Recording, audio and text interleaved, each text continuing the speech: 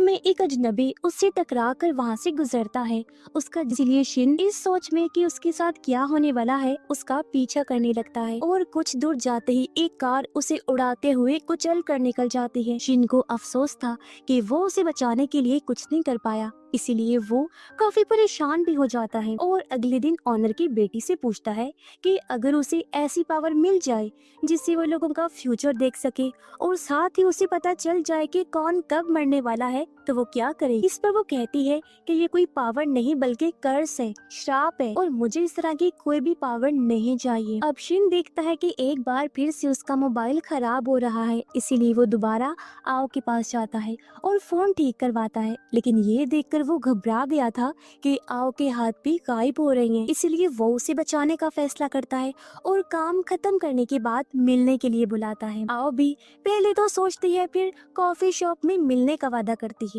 जब वो आई तो शिन देखता है कि आओ के हाथ ठीक हो रही हैं, जिससे वो बहुत खुश होता है। आओ पूछती है कि उसे यहाँ क्यों बुलाया। इस पर वो कहता है कि उसके पास फ्यूचर देखने की ताकत है, लेकिन उसे शक भी था कि आओ उसकी बातों पर यकीन नहीं करेगी, इसीलिए वो सॉरी बोलकर निकल जाता है। लेकिन बाहर आकर वो जब घर की तरफ जाने लगा तो अचानक उसके सीने में तेज दर्द उठता है, लेकिन वो जैसे तैसे खुद को संभाल कर घर आ ही जाता है और अगले दिन पूरे कॉन्फिडेंस के साथ ऑनर से कहता है कि वो मैनेजर बनने के लिए पूरी तरह से तैयार है। साथ ही देर रात तक गैराज में काम करता है, जहाँ उसे मिलने के लिए आओ भी आती है। शिन उसे देखकर हैरान हो जाता है और आओ बताती है कि उसने शिन का एड्रेस स्टोर से लिया है और वो यहाँ एक जरूरी बात करने आई है।